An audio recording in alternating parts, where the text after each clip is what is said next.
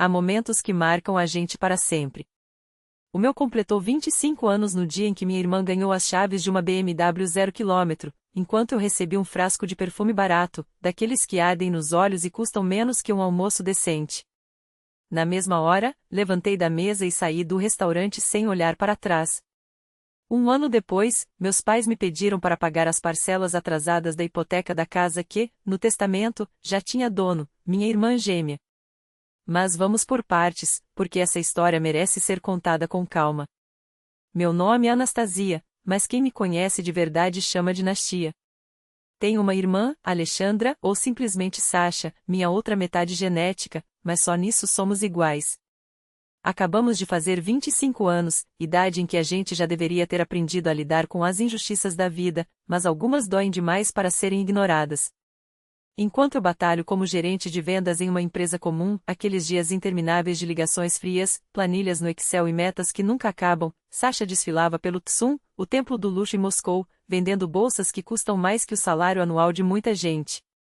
Ela atende clientelas que pagam 300 mil rublos por um acessório sem pestanejar, como se fosse troco de padaria. Nossos pais, donos de uma pequena construtora e de uma fábrica de portas, vivem da reforma de mansões nos arredores da cidade. Meu pai comanda as obras e negocia com clientes, minha mãe cuida das contas. Casados há quase 30 anos, eles construíram um império modesto, mas suficiente para escolherem qual filha merecia mais. E então chegou o nosso aniversário de 25 anos. Um marco. Um quarto de século. Para celebrar, meus pais reservaram um restaurante chique na Nikitskaya. Eu vestira meu melhor vestido beige, comprado na promoção da Vostin meses antes. Sasha apareceu em um look de grife, daqueles que custam mais que meu aluguel mensal, e nem precisei perguntar o valor para saber que era absurdo. Ela sempre foi o padrão de perfeição na família, eu já me acostumei a ser a sombra. O jantar transcorria bem. A comida era impecável, as risadas ecoavam, e até eu, por um instante, me permiti relaxar.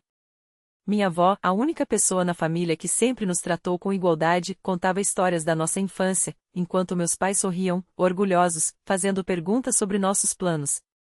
Até que chegou a hora dos presentes.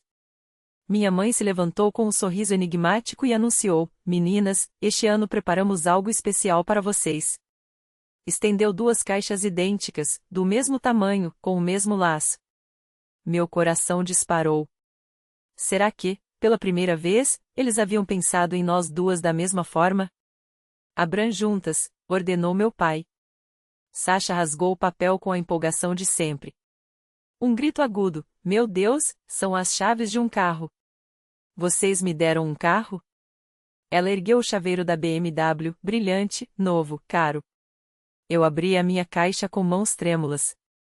Dentro, um frasco minúsculo de perfume, daqueles que se vendem em promoção 3x2 no Fix Price. O cheiro me agrediu na hora, uma mistura química de flores sintéticas que queimava a garganta. Fiquei paralisada, segurei aquele objeto ridículo enquanto todos aplaudiam Sasha, que pulava de alegria como se tivesse ganhado a loteria. Ninguém notou a diferença. Nem o tio Misha, nem a tia Svetlana, nem mesmo a prima Gene, que costuma reparar em tudo. "Cadê o carro?" "Quero ver", gritava Sasha, e minha mãe, radiante, respondeu: "Está lá fora, querida. Parquearam bem na entrada para você admirar." Minha irmã saiu correndo, celular na mão, já se preparando para as fotos que postaria nas redes sociais em segundos. Eu permaneci sentada, com aquele perfume de 300 rublos nas mãos, tentando entender como, aos 25 anos, meus pais haviam acabado de presentear minha irmã com um carro de milhões e a mim com um frasco de álcool colorido. Guardei o perfume de volta na caixa, fechei a tampa com força e me levantei. "Para onde você vai, Nastia?" perguntou minha avó, a única que percebeu minha saída. "Preciso tomar um ar", murmurei, já caminhando para a porta. Antes de sair, ouvi minha avó dizer aos meus pais: "Isso não é justo. As duas mereciam o mesmo." "Nós não fizemos nada de errado", retrucou meu pai. "Nastia tem um emprego comum, enquanto Sasha trabalha em um lugar de prestígio. Ela precisa manter as aparências." "Mesmo assim, não é certo", insistiu minha avó, agora em voz baixa. Mas eu já estava longe. No estacionamento, sentei no meu carro usado, um modelo que já viu melhores dias, e respirei fundo por alguns minutos. As mãos ainda tremiam. Durante todo o trajeto até meu apartamento minúsculo em um bairro afastado, chequei o celular obsessivamente, esperando que alguém, qualquer um, ligasse para perguntar por que eu havia saído do meu próprio aniversário. Ninguém ligou. Nem minha mãe, nem meu pai, nem Sasha, que provavelmente ainda estava posando ao lado do carro novo. Era como se eu tivesse desaparecido, e ninguém notasse minha ausência.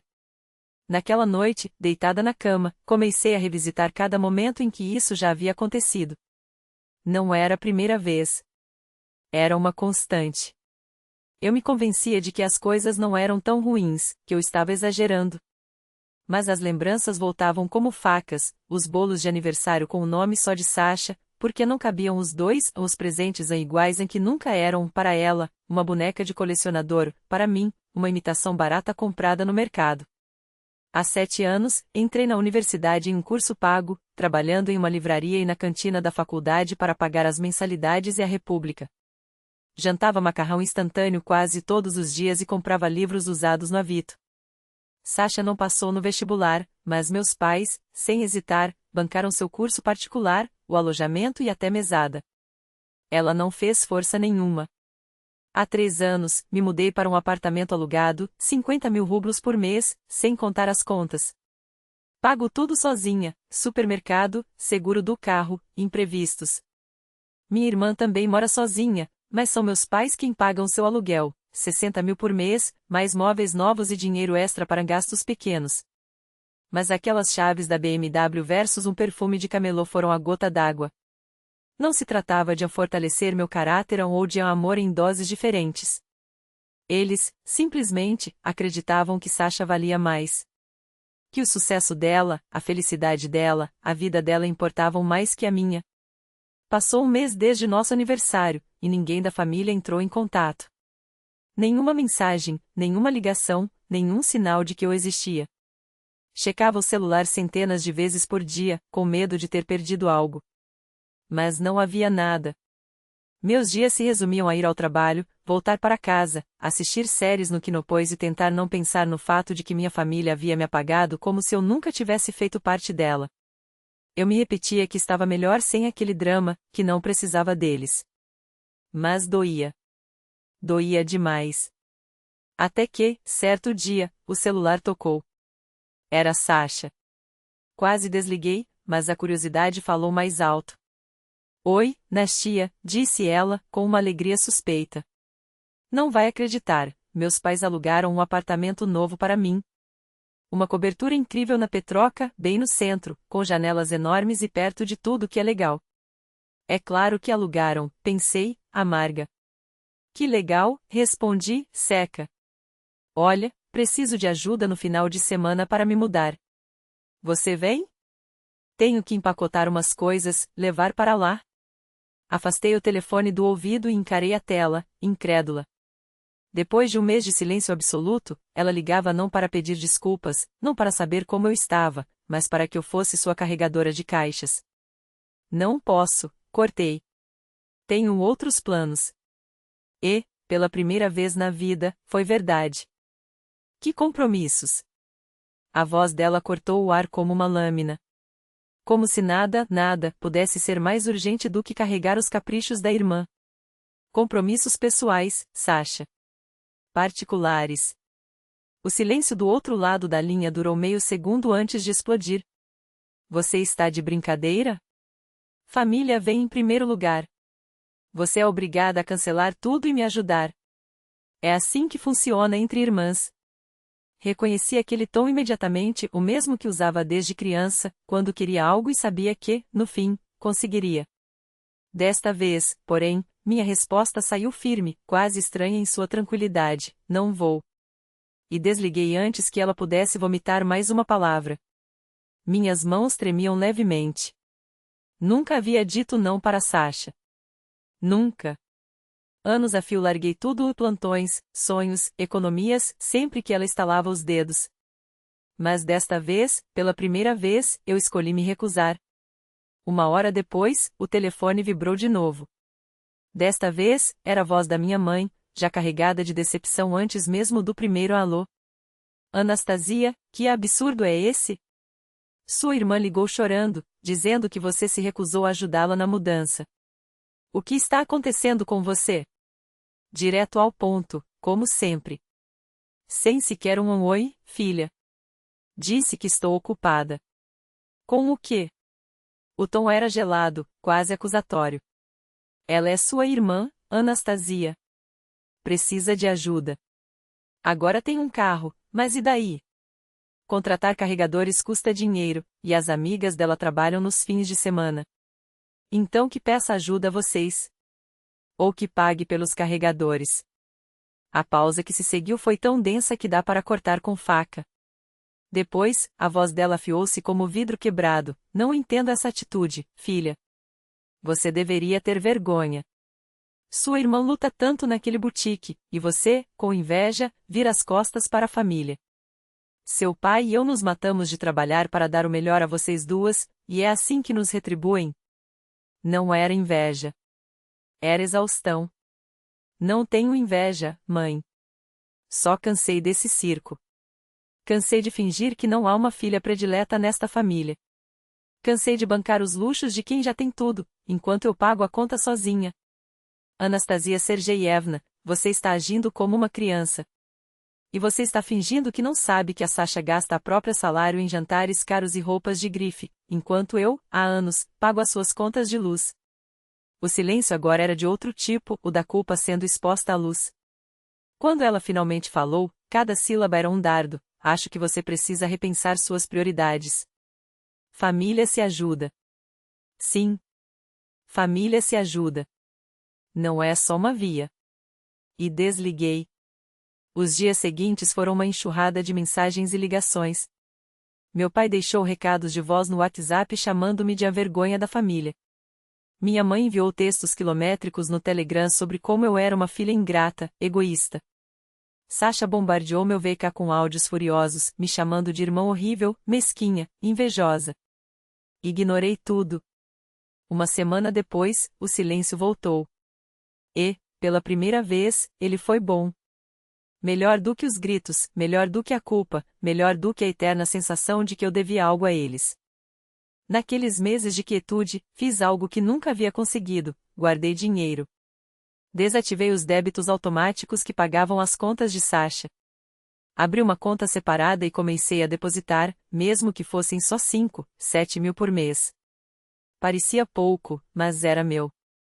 Antes, cada real que ganhava evaporava nas mãos dela, 3 anos pagando luz, internet, empréstimos em que nunca voltavam.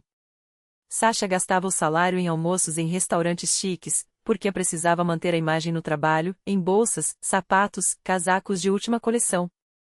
E quando o dinheiro acabava, ligava choramingando: Nastia, pode me emprestar 3 mil? Devolvo semana que vem. Ou, fiquei sem comida, manda 5 mil para fazer mercado, por favor. A semana que venha nunca chegava. A devolução era um mito. Mas agora, sem ela sugando meu orçamento, vi pela primeira vez o que sobrava quando eu parava de financiar os caprichos alheios. Até dezembro, tinha 80 mil na poupança. Não era uma fortuna, mas era minha, cada centavo ganho com meu suor, guardado sem pedir permissão, sem justificar, sem me desculpar. A sensação era nova. Liberadora. O silêncio familiar durou o outono inteiro. Em outubro, desejei feliz aniversário ao meu pai. Nenhuma resposta. Em novembro, mandei uma mensagem para minha mãe pelo aniversário de casamento deles. Nada. 25 anos de festas, risos, fotos em família, e de repente, eu havia deixado de existir. O Natal se aproximava, e pela primeira vez me preparei para passá-lo sozinha. Até que a voz da minha avó quebrou o gelo: Nastenka, querida, este ano o jantar de Réveillon será aqui em casa. Ficaria tão feliz se você viesse. O alívio me invadiu como uma onda. Alguém ainda se lembrava de mim. Na manhã do dia 31, acordei cedo e preparei os biscoitos de chocolate com nozes que minha avó me ensinou aos 12 anos, embrulhei-os em uma caixa bonita e fui até ela. A sala estava cheia, tio Misha com a esposa e os filhos, tia Svetlana com o novo namorado, minha prima Gênia mostrando fotos da viagem a Sochi. Era quente, era barulhento, era família. Enquanto ajudava minha avó na cozinha, ouvi a porta da frente se abrir. Feliz Ano Novo a todos! A voz da minha mãe. Meu coração afundou. Saí devagar.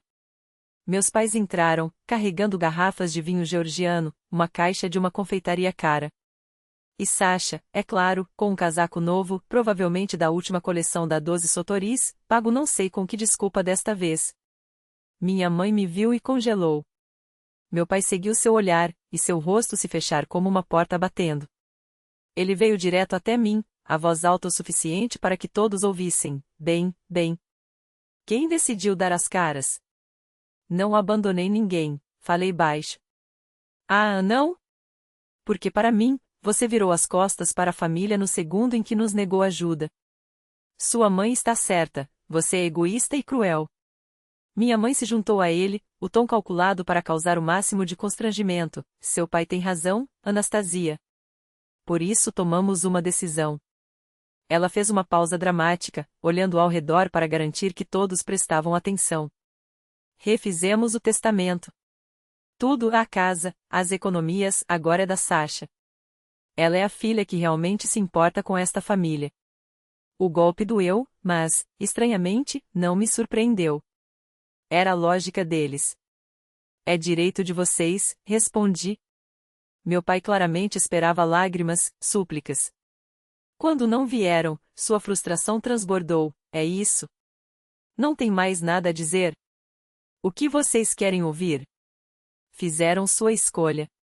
Sasha sempre foi a preferida. Agora é oficial. Não temos preferidos. Minha mãe protestou, mas a própria voz soava vazia. Claro que não, murmurei. Sasha finalmente abriu a boca, o tom cheio de desdém. Se não fosse essa sua inveja eterna, as coisas seriam diferentes. Olhei para ela ali, com aquele casaco caro, as chaves do BMW na mão, falando de inveja. A ironia era tão grossa que quase ri. Não tenho inveja, Sasha. Só parei de fingir que somos uma família normal. Você é insuportável. Meu pai rugiu. Vamos, meninas. Não precisamos de cenas. E assim eles saíram. Minha mãe levou o bolo, meu pai o vinho, e Sasha. Sasha simplesmente seguiu, como sempre, no centro de tudo. Mas desta vez, eu fiquei. A porta se fechou atrás deles com um clique seco. A visita toda não durou mais que 10 minutos. Quando o silêncio voltou a reinar na sala, tio Misha soltou um assovio baixo, isso foi pesado. Vovó não perdeu tempo, me puxou para um abraço apertado, seu perfume de lavanda me envolvendo como um escudo. Perdão, minha querida, por você ter ouvido tudo isso. Eu apenas balancei a cabeça, sorrindo de canto. Tudo bem, vovó. Já estou acostumada. O resto da noite de Ano Novo surpreendeu. Os parentes, como se compensando o constrangimento, me arrastaram para conversas. O namorado da tia Sveta contava piadas que faziam até o avô rir. Eu e Zenia falamos sobre trabalho, sobre suas malas já quase prontas para a Tailândia. Assim é que deveria ser um Natal em família. Sem dramaturgia, sem a sensação de que você é a convidada indesejada no próprio sangue. Os meses passaram. Eu segui a minha rotina, trabalho, economias, a quietude da minha vida nova. Às vezes, vovó me atualizava sobre eles como se falasse de personagens de uma novela que eu havia parado de assistir. Sua mãe ligou outra vez, perguntando se você não poderia. Eu cortava com um sorriso. Diga que estou ocupada. Até que, uma semana antes do meu 26º aniversário, o telefone vibrou no balcão da cozinha. Número conhecido. Quase desliguei. Mas algo, talvez morbididade, talvez a sombra de uma esperança que eu ainda não havia enterrado, fez meu dedo deslizar para atender. Anastasia. A voz de minha mãe soou estranha. Não havia a autoridade de sempre, nem aquele tom condescendente que me fazia sentir pequena. Só um tremor quase imperceptível.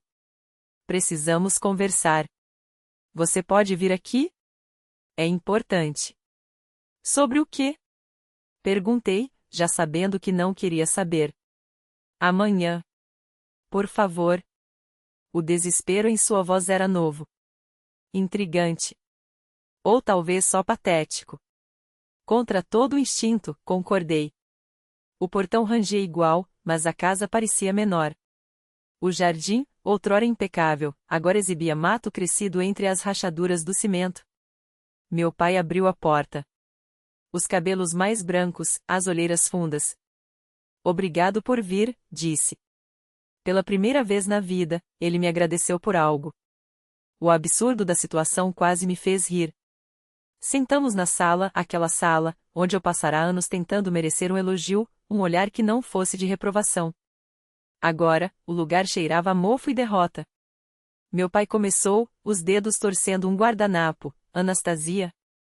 Os tempos estão difíceis. A construção parou. Sem contratos, sem dinheiro. Os materiais subiram, a firma está afundando. Minha mãe interrompeu, as mãos trêmulas, podemos perder a casa. A hipoteca está atrasada. O banco ameaça leilão. Esperei. Sabia que era só o preâmbulo. Precisamos da sua ajuda, meu pai cuspiu, como se as palavras queimassem. Só até a situação melhorar. Soltei uma risada seca. Vocês querem que eu pague a hipoteca de uma casa que já está prometida a Sasha? Não é sobre isso. Minha mãe protestou, rápida demais. É pela família. Para não ficarmos na rua. E a Sasha? Perguntei, doce. Já pediram a ela? Afinal, ela sempre foi a prioridade. Minha mãe baixou os olhos. Ela está com dificuldades também. O salário dela mal cobre as despesas do apartamento, e a Wed. Ah, sim. A Wed. Meu pai completou, como se isso explicasse tudo. Restaurante reservado para 50 pessoas. Ela está tão feliz. Claro que está, pensei. Enquanto vocês dois se arrastam aqui, pedindo esmolas à filha que sempre trataram como lixo. Não vou pagar por uma casa que nunca será minha, disse, levantando. Se precisam de dinheiro, peçam à sua filha favorita. Minha mãe chorou. Não foram lágrimas silenciosas, mas soluços altos, dramáticos, o mesmo teatro que eu vi tantas vezes, quando criança, quando ela fingia preocupação enquanto assinava cheques para os caprichos de Sasha. Vamos perder tudo, Anastasia. Ficaremos na rua. Olhei para ela, realmente olhei, pela primeira vez em anos. Eu também chorei muito por causa de vocês. Mas minhas lágrimas nunca importaram. Agora, as de vocês também não. Peguei minha bolsa. Na porta, virei-me uma última vez. Perguntem a Sasha. Afinal, o testamento já está feito. Agora tenho alguém que realmente quer estar ao meu lado. Alguém que não conhece minha família e não tenho certeza se um dia conhecerá. Às vezes me pergunto, e se eu tivesse cedido? Se tivesse pago a hipoteca deles, seguido bancando os caprichos de Sasha, continuado a representar o papel da filha grata? Provavelmente estaria quebrada, sozinha e, pior, com uma autoestima ainda menor do que a que eles já tentaram me roubar. Hoje, quando olho para trás aquele jantar de aniversário, vejo que foi o melhor presente que eles me deram. Não os perfumes baratos da loja de descontos, mas a clareza brutal. Aquele momento em que a máscara caiu de vez, tão óbvia, tão cruel, que não havia mais como fingir. Levei 25 anos para entender que mereço mais do que ser o plano B de alguém. Mas, como dizem, antes tarde do que nunca. Agora durmo em paz. Pago minhas contas.